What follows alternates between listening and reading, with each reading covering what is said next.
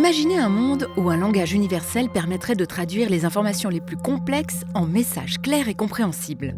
Le professeur Chever de l'EPFL et son équipe font partie de ces magiciens qui, jour après jour, trouvent des moyens de traduire des données qui resteraient, sans leur aide, perdues à tout jamais.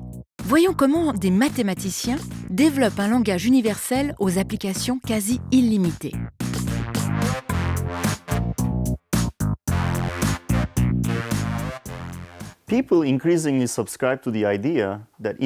On pense souvent que données et informations sont la même chose. Malheureusement, ce n'est que rarement le cas. Alors que le volume de données peut être énorme, les informations qui s'y trouvent sont rares. Il n'est donc pas faux de dire que pour beaucoup d'applications, la densité d'informations comprises dans les données est plutôt réduite. Dans mon laboratoire, nous développons des méthodes mathématiques et des algorithmes d'apprentissage qui capturent les informations cachées dans les données de manière sûre et efficace. C'est un domaine de recherche qui comporte de nombreux défis parce que, dans de nombreux cas, les données sont altérées ou simplement trop grandes pour être traitées.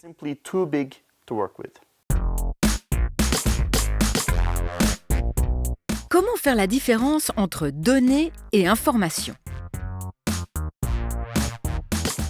Prenons l'exemple d'un bon vin. Sa composition de base, tout le monde peut la deviner, du jus de raisin fermenté.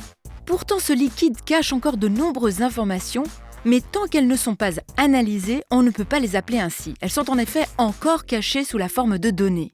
Elles ne deviendront réellement informations que lorsqu'elles seront passées par le palais d'un œnologue qui saura décrypter, analyser, explorer les qualités gustatives de ce vin.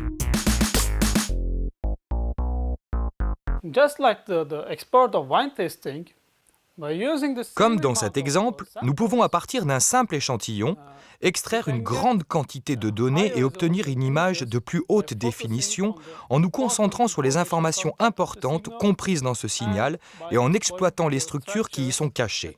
Dans les années 70, les premiers scanners à résonance magnétique prenaient parfois près de 5 heures pour réaliser une vue. Aujourd'hui, ce genre de scans peuvent être effectués en beaucoup moins de temps. Nos algorithmes permettent de réduire encore plus cette durée et ainsi d'obtenir des images de meilleure qualité.